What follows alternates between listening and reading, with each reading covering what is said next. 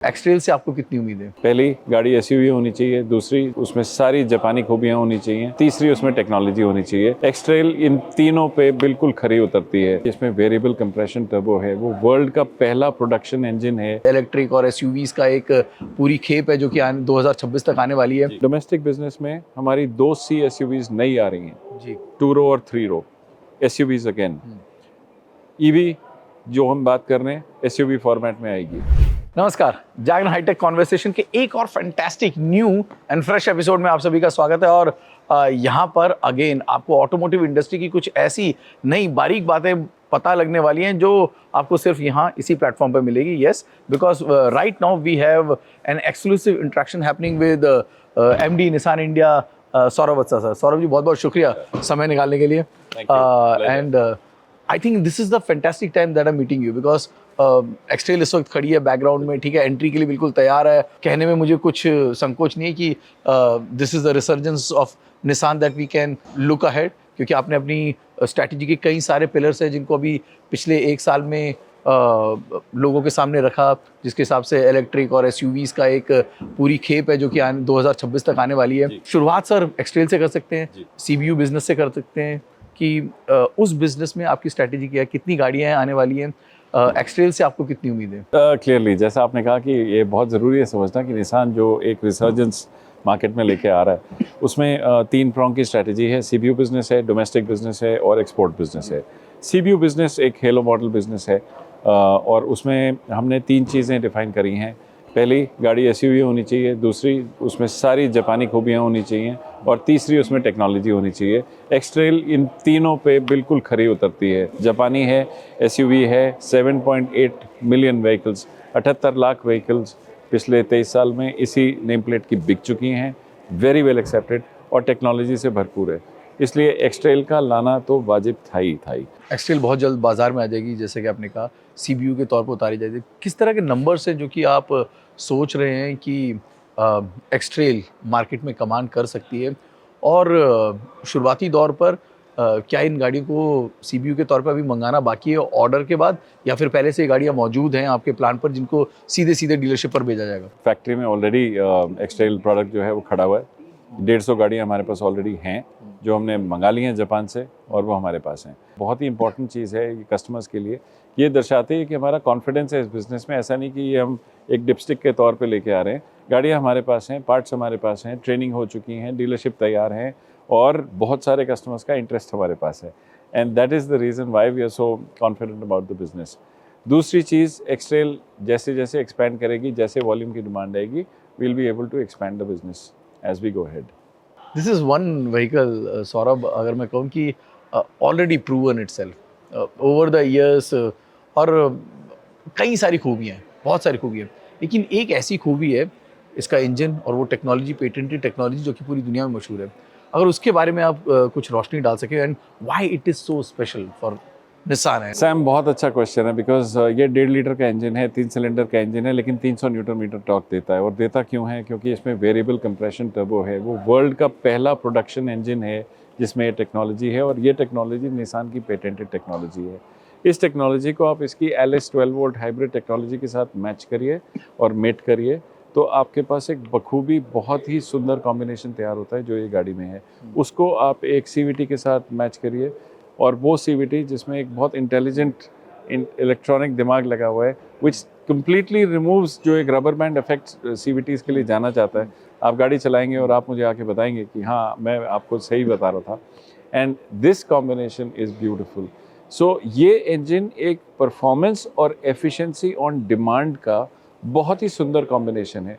That means जब आपको performance चाहिए तो ये इंजन आपको परफॉर्मेंस देगा, 300 न्यूटन मीटर का टॉर्क देगा, 163 पीएस की पावर देगा।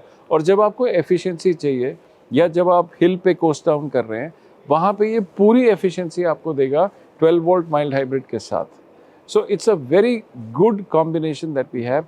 एक 12 वोल्ट की लिथियम आयन बैटरी इसमें लगी हुई है which is also mated to the transmission, and therefore आपके पास दोनों इंजन की पावर, एफिशिएंसी और आपके पास फ्यूल एफिशिएंसी का एक बहुत अच्छा सुंदर कॉम्बिनेशन बनता है। सौरभ, आपकी प्रोडक्ट स्ट्रैटेजी और बाकी चीज़ों पे आने से पहले बीच में एक बिल्कुल अलहदा सवाल पूछ रहा हूँ, क्योंकि आपने इस वक्त फ्यूल एफिशिएंसी की बात कर दी, लिथियम बैटरी की बात कर दी, ये बैटरी वर्सेस हाइब्रिड की एक जंग है जो कि इस वक्त इंडियन मार्केट में भी नज़र आ रही है। हाइब्रिड को लेकर कुछ जो नियमों में छूट दी गई यूपी सरकार द्वारा, वो भी सामने आई।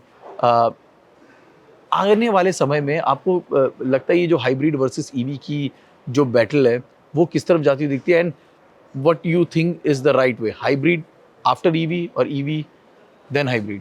आई थिंक पहली चीज़ सबसे क्लियरली, इंडिया में अभी आइस का दबदबा जारी है और मेजॉरिटी मार्केट अभी आइस पे है। चाहे आप कोई भी गैसोलीन ले लें, सीएनजी ले लें या आप डीजल ले लें, आइस का दबदबा जारी है। ईवीज़ जो हैं वो 2% टीआईवी से ऊपर अभी गए नहीं हैं और हाइब्रिड्स भी उसी रेंज में हैं। बाकी रही जहाँ तक सरकार के पॉलिसीज़ के बारे में, वो आप देख रहे हैं कि कई जगह स्टेट्स भी शिफ्ट कर रही हैं, कई जगह सरकार भी अभी एक लॉन्ग रेंज पॉलिसी बनाने के मूड में है। एंड इस वक्त जो हमारा सीबीयू का बिजनेस है, उसमें what we are looking at is bringing the best of Nissan technology. And वो एक्सट्रेल में इस वक्त जो इंजन का कॉम्बिनेशन मैंने आपको बताया, उसका जो कॉम्बिनेशन हमारे पास है, वो कस्टमर्स को निसान ब्रांड के लिए बहुत इंपॉर्टेंट है that we expose them to the best technology and that is what we are bringing.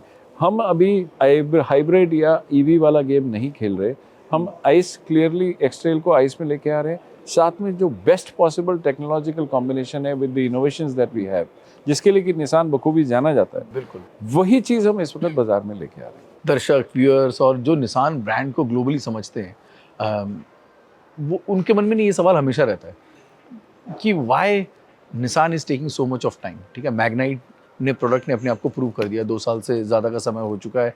अब डोमेस्टिक स्ट्रेटेजी उसके बाद क्या होगी? क्योंकि अ, हो सकता है कि ग्लोबल को कॉन्फिडेंस की कमी हो, लेकिन मैग्नाइट ने वो कॉन्फिडेंस शायद अब दिखा दिया है।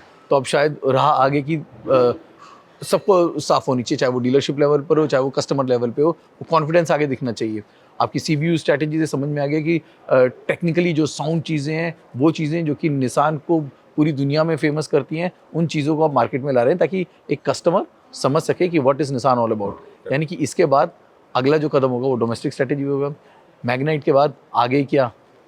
सैम, कुछ सवालों का जवाब आपने खुद ही दे दिया while asking me the question, but बहुत क्लियरली जो आपने बोला, निसान ने कुछ वक्त ज़रूर लिया, निसान ने कुछ प्रोडक्ट्स दिखाए भी थे इन द पास्ट, निसान ने मार्केट को बखूबी समझा है और क्लियरली इस वक्त ये डिफाइन किया है कि हम एसयूवीज़, जापानीज़ डीएनए और टेक्नोलॉजी, इन 3 चीज़ों को मद्देनज़र रखते हुए पूरी स्ट्रैटेजी, हमारा जो मिड टर्म आर्क प्लान है 24 से 26 का, उसमें इसको we will bring it alive. CBU business में एसयूवीज़ पे फोकस है, डोमेस्टिक बिजनेस में हमारी 2 सी एसयूवीज़ नई आ रही हैं जी, 2 रो और 3 रो एसयूवीज़ अगेन।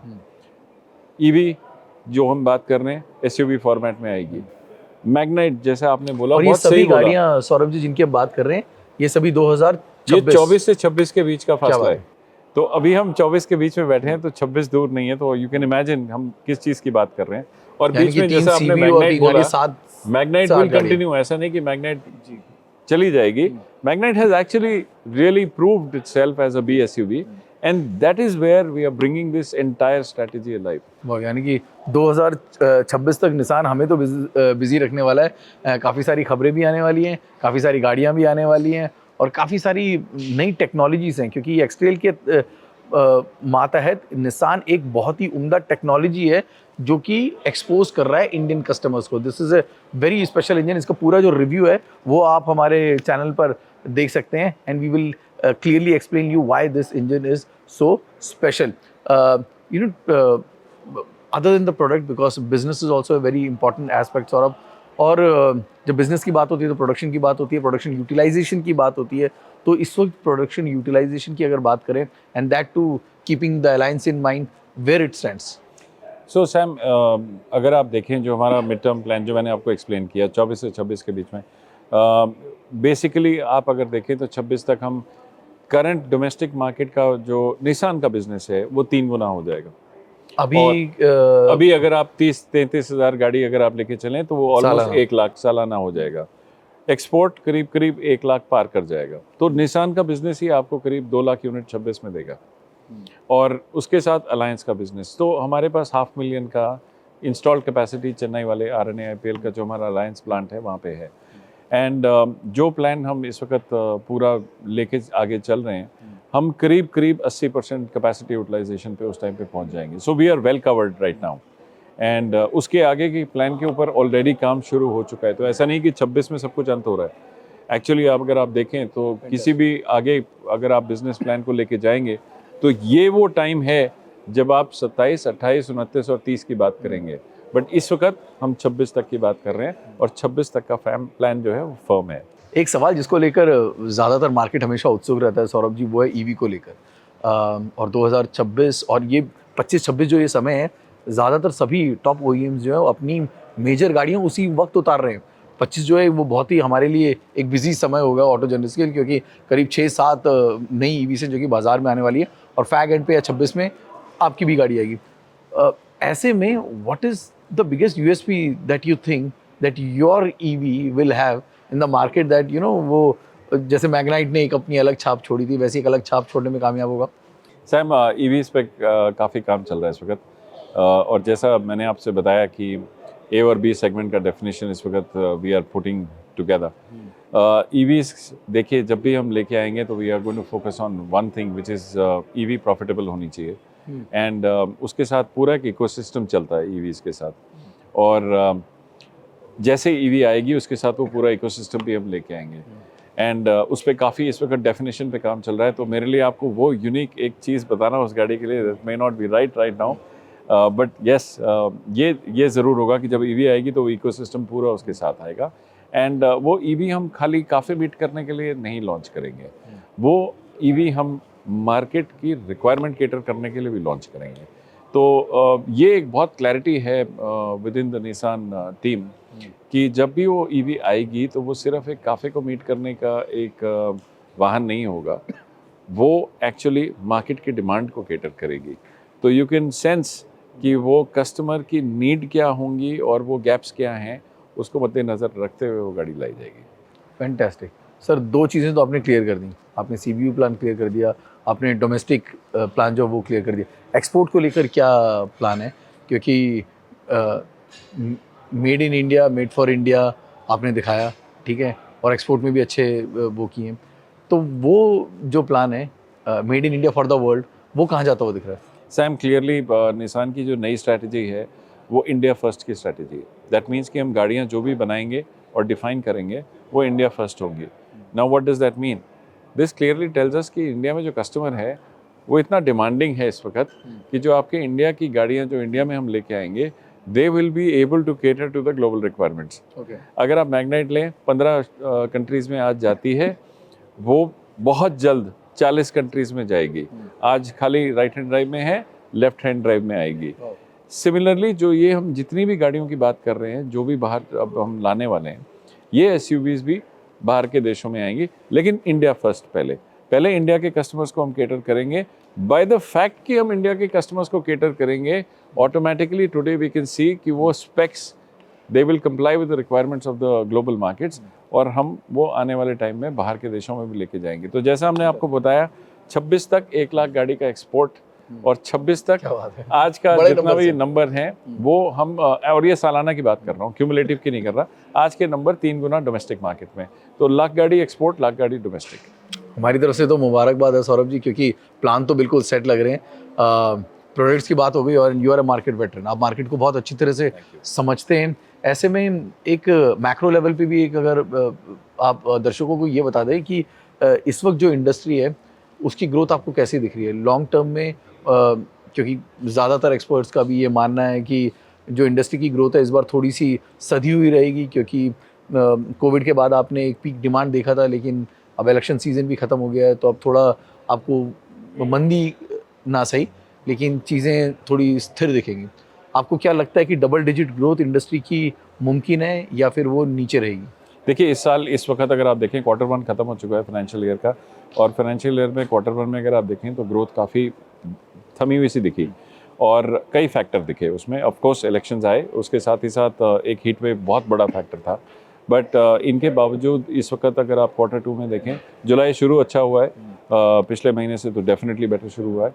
बट अगर आप टोटली इस वक्त देखें एंड अगर आप नए लॉन्चेस को साथ में रखें, तो ग्रोथ है डबल डिजिट्स क्वेश्चन मार्क है इस वक्त, बिकॉज Q1 आपका वीक गया है। फेस्टिव सारे उम्मीद कर रहे हैं कि इस वक्त जाएंगे।